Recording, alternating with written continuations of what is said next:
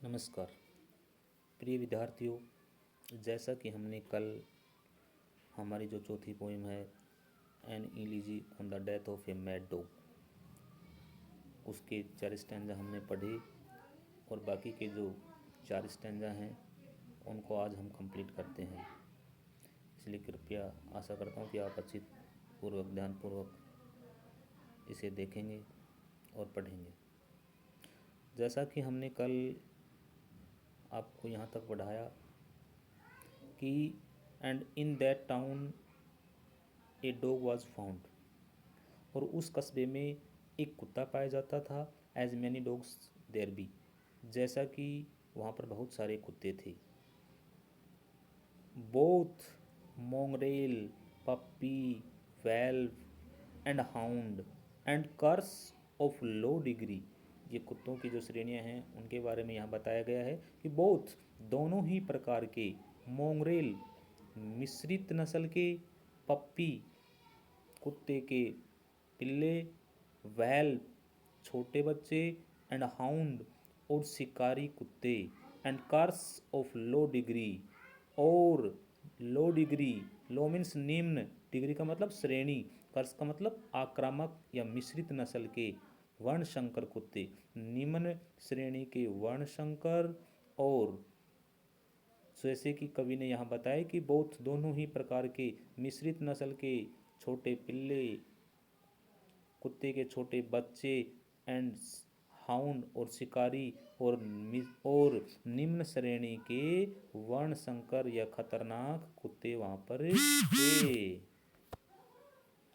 यहाँ पर कुत्तों की अलग अलग नस्लें जो बताई गई हैं कि जो मोंगरेल, मोंगरेल का मतलब होता है मिश्रित नस्ल के, पप्पी का मतलब छोटा जो पिल्ला होता है, वेल्फ का मतलब छोटे बच्चे होते हैं, एंड हाउंड का मतलब शिकारी, और लो डिग्री यानी कि निम्न श्रेणी के जो कर्स, जो आक्रामक या खतरनाक जो कुत्ते होते हैं मिश्रित नस्ल के वर्णशंकर कुत्ते जिनको बोलते हैं, उनके बारे में कवि ने यहाँ वर्णन किया है।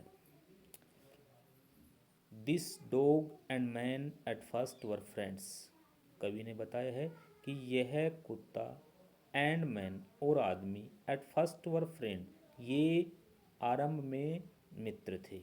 यह कुत्ता और जो व्यक्ति है ये शुरुआत में, प्रारंभ में मित्र थे।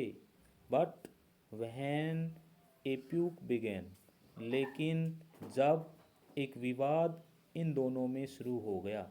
बट लेकिन, वहन जब, पी का मतलब विवाद या झगड़ा, बिगेन का मतलब शुरू हो गया, लेकिन जब इन दोनों में आपस में एक झगड़ा शुरू हो गया, the dog to gain his private ends, कुत्ते ने टू गेन प्राप्त करने के लिए, हिज प्राइवेट एंड्स अपने निजी स्वार्थों को, कि कुत्ते ने, जो कुत्ता था उसने अपने प्राइवेट एंड्स, प्राइवेट मीन्स निजी, एंड्स का मतलब स्वार्थ, अपने निजी स्वार्थों को प्राप्त करने के लिए उन दोनों में आपस में झगड़ा शुरू हो गया, झगड़ा शुरू कर लिया।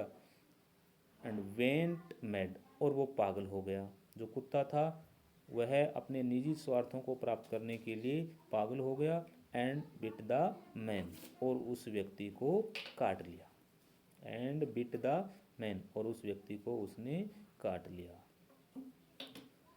Around from all the neighboring streets, around from all the neighboring streets means पड़ोस की सभी गलियों के चारों ओर से, all around from all मतलब सभी, चारों तरफ से, the neighboring streets पड़ोस की गलियों की, पड़ोस की गलियों के चारों ओर से, द वंडरिंग नेबर्स रेन, आश्चर्यचकित जो पड़ोसी थे दौड़ करके आए।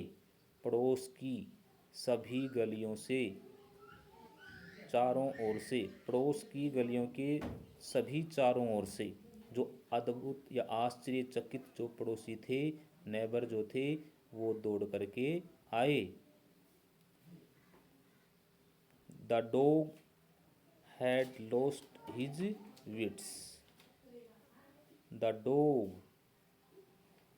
की, ये जो कुत्ता था उसने अपनी समझ को खो दिया। And bite so good man, और इतने अच्छे व्यक्ति को उसने काट लिया। Sure the dog had lost his wits, और उन्होंने इस बात की घोषणा की। Sure the dog had lost his wits, और उन्होंने इस बात की घोषणा की, इस बात की घोषणा की कि इस पागल कुत्ते ने इतने भले व्यक्ति को, अपनी समझ को खो दिया और इतने अच्छे या भले व्यक्ति को उसने काट लिया। उन्होंने इस बात की घोषणा की।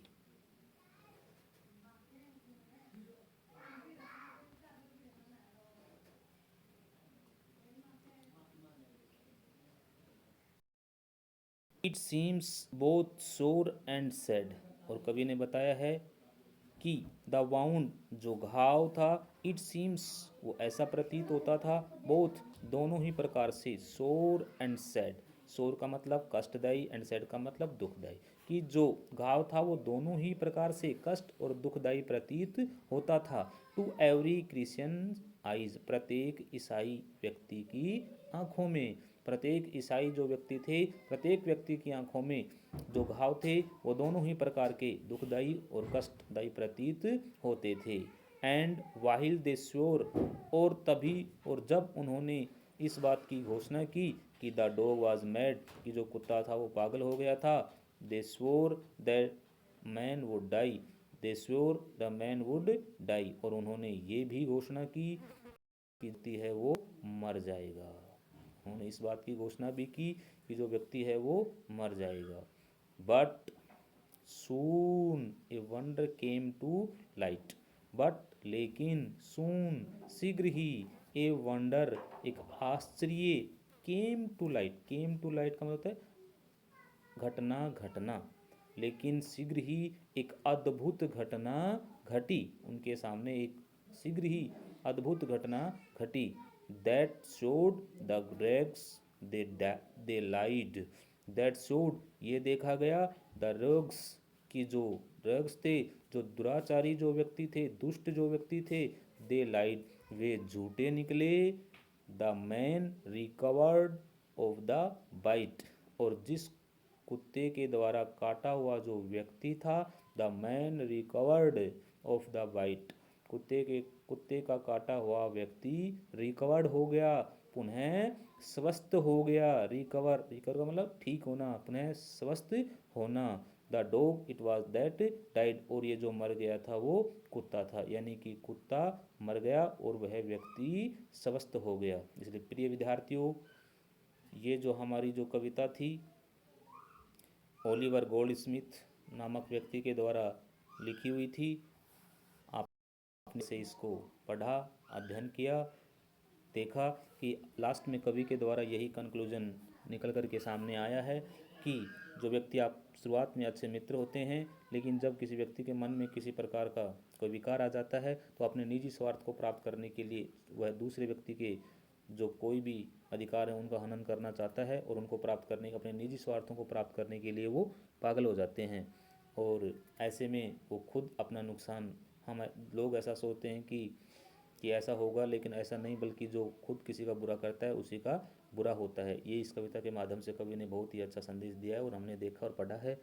लास्ट में यही होता है कि जो पागल जो कुत्ता था वो उसे अच्छे व्यक्ति को काट लेता है, लेकिन वो स्वयं, उस काटने वाले व्यक्ति जो है वो खुद व्यक्ति जो भला व्यक्ति है वो बच जाता है, और स्वयं जो कुत्ता है वो पागल हो जाता है और लास्ट में वो मर जाता है। इसलिए प्रिय विद्यार्थियों, हम आशा करता हूँ कि आपको इस कविता से बहुत अच्छा मैसेज सीखने को मिला है, बहुत अच्छा संदेश सीखने को मिला एक, कि हम कभी भी प्रकार का किसी को नुकसान पहुंचाने की कोशिश नहीं करेंगे और हमेशा एक अच्छा इंसान, अच्छा जीवन जीने की कोशिश करेंगे। और इसके बाद में इस कविता, ये हमारी आज लास्ट चौथी पोएम थी, 4 पोएम कंप्लीट हो चुकी हैं। इसमें हमारा टोटल 9 नंबर का कार्य जो है वो पूर्ण हो चुका है। जैसे कि आप जानते हैं 4 नंबर का रेफरेंस टू कॉन्टेक्स्ट, किसी भी पोएम में, और किसी भी पोएम में रेफरेंस टू कॉन्टेक्स्ट को पहचानने के लिए सबसे ज़रूरी कार्य हमारा ये होता है कि हम उस पोएम को अच्छी तरह से पहचानेंगे। उसका ट्रांसलेट हिंदी अनुवाद हम इसीलिए करवा रहे हैं आपको, ताकि उसमें ये पहचान सकें कि ये कौन सी पोएम का स्टैंजा है।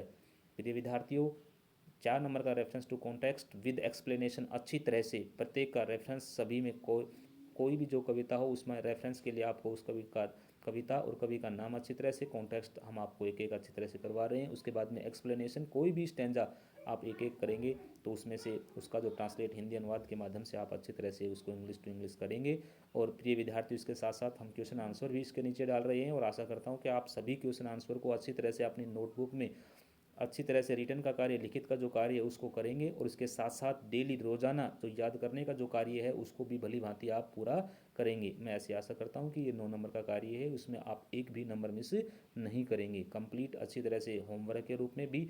और इसमें यदि आपको किसी भी प्रकार की कोई आपत्ति या परेशानी है तो मीनिंग्स में जो भी आप अपने नीचे को कॉपी, जो भी पोइम ख़त्म होती है अपने उसके नीचे सभी को नोट कर लेना, जो भी समाधान होगा हम आपको हर संभव प्रयास करेंगे। Okay, thank you.